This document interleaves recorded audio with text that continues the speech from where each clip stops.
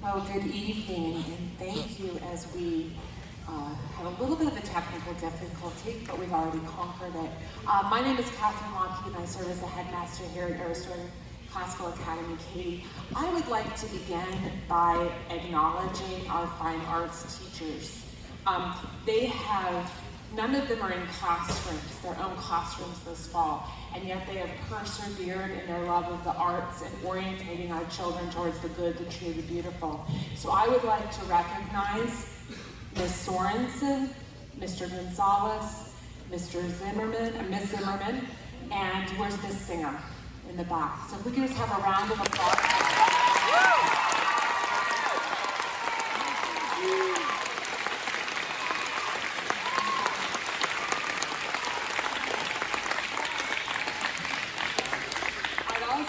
Do I have any board members in the audience? I'd like to recognize any board members.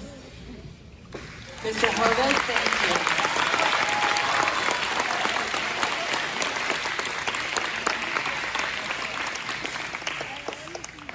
So it is fitting for a school whose mission is the formation of citizens, for us to come together to honor those among us who have served our country. And I come from a family full of veterans. My grandfather, who just passed away a few months ago, was a veteran of the Vietnam War and was actually in Saigon on that day when we had to leave. And I'd like to begin with the words from Franklin Delano Roosevelt in 1942. And those of you who know your World War II history know that it wasn't going so well for us in 1942. And he wrote a letter in November on Veterans Day to the soldiers and the sailors who were getting ready for Operation Torch, which was our invasion into North Africa. And Hitler held that territory in quite a fearsome way. And these are FDR's words to our soldiers. You are a soldier of the United States Army. You have embarked for distant places where the war is being fought. Upon the outcome depends the freedom of your lives, the freedom of the lives of those you love, your fellow citizens, your people. Never were the enemies of freedom more tyrannical, more arrogant, more brutal. Yours is a God-fearing, proud, courageous people, which throughout its history has put its freedom under God before all other purposes. We who stay at home have our duties to perform, duties owed in many parts to you. You will be supported by the whole force and power of this nation. The victory you win will be a victory of all the people, common to them all. You bear with you the hope, the confidence, the gratitude, and the prayers of your family, your fellow citizens, and your president. If you have served in the armed forces, would you please stand, and we'd like to recognize you.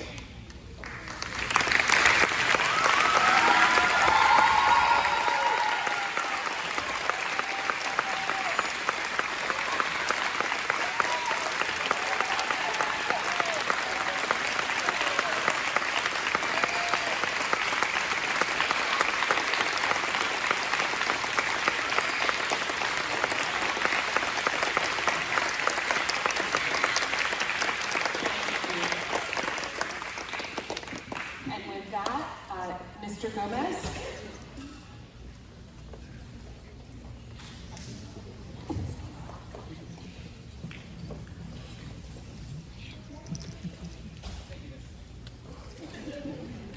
Now, thank you, Ms. Locke, for that introduction. I'm Joseph Gomez, and I'm here to present the colors with you all. And with the help of some fellow Boy Scouts, we're going to do that. Now, audience, please rise.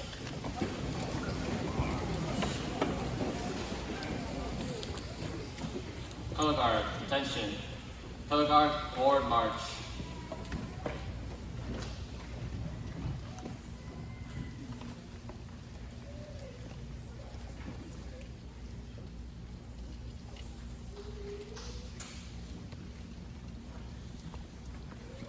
Color guard, halt. Color guards, prepare to post the colors.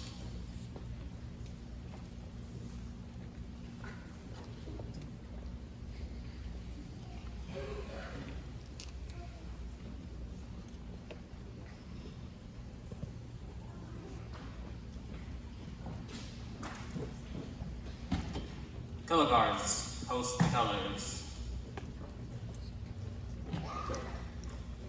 Audience, please join me in the Pledge of Allegiance. I pledge allegiance To the flag of the United States of America and to the republic for which it stands, one nation, under God, indivisible, with liberty and justice for all. Now, please join me in the pledge of the Texas flag. Honor the Texas flag. I pledge allegiance to thee, Texas, one state under God, one indivisible. 2. Color guard, reform.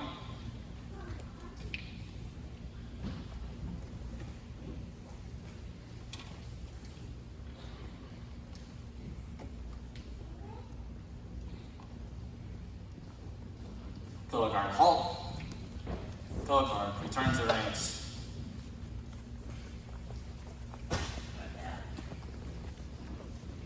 Now, please join me for a moment of silence.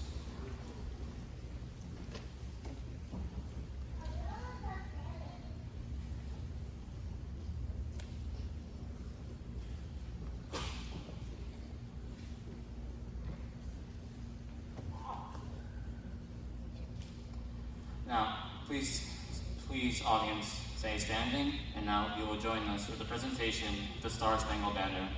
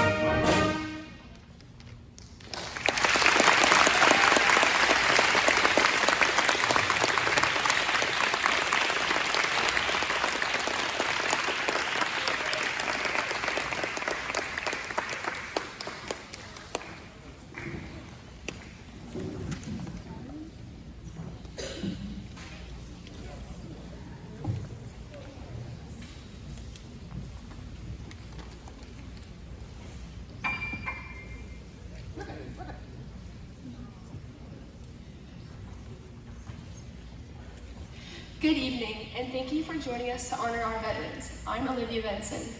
And I'm Zoe Romero-Saris. Today we'll be reciting a portion of the Declaration of Independence. Declaration of Independence, 1776. When in the course of human events it becomes necessary for one people to dissolve the political bonds which have connected them with another, and to assume among the powers of the earth the separate and equal station to which the laws of nature and of nature's God entitle them, a decent respect to the opinions of mankind, which requires that they should declare causes which impel them to the separation.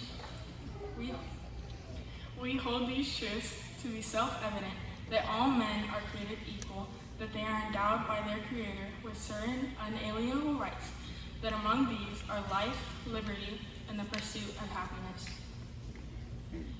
And to secure these rights, governments are instituted among men, deriving their just powers from the consent of the governed. That whenever any form of government becomes destructive to these ends, it is the right of the people to alter or to abolish it, and to institute new government, laying its foundation on such principles, and organizing its powers in such form, as to them shall seem most likely to affect their safety and their happiness. To all our veterans, thank you for your service.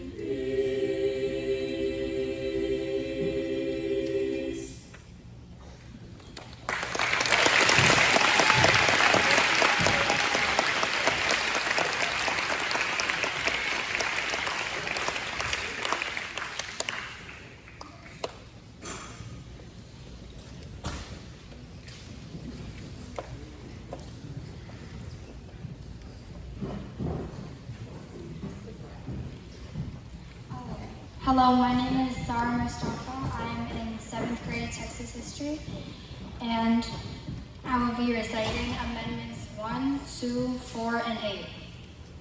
Amendment 1. Congress shall make no law respecting an establishment of religion, or prohibiting the free exercise thereof, or abridging the freedom of speech, or of the press, or the right of the people peaceably to assemble, and to petition the government for a redress of grievances. Amendment 2. A well-regulated militia, being necessary to the security of a free state,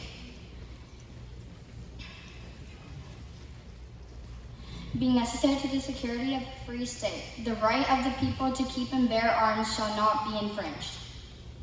Amendment 4.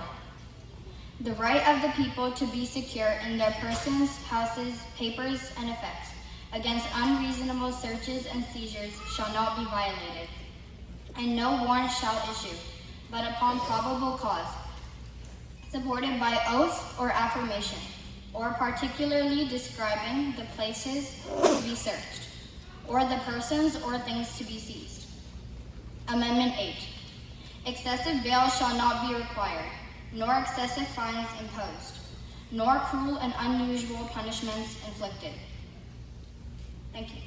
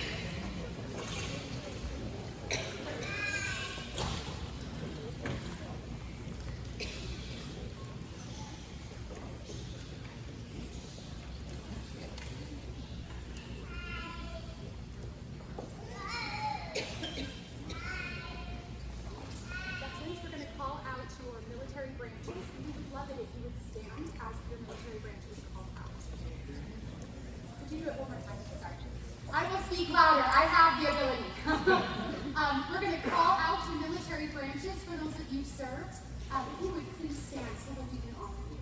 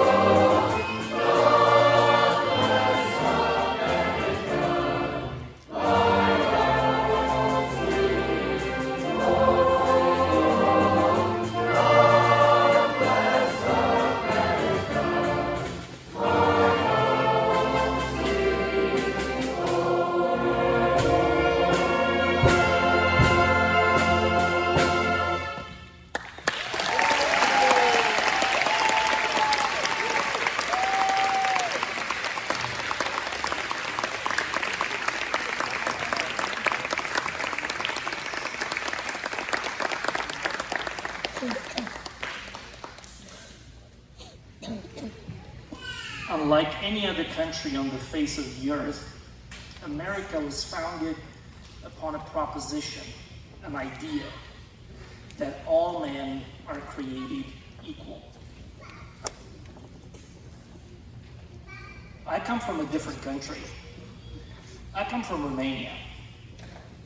And in Romania, there is this connection of blood or of ethnicity that we have to our ancestors.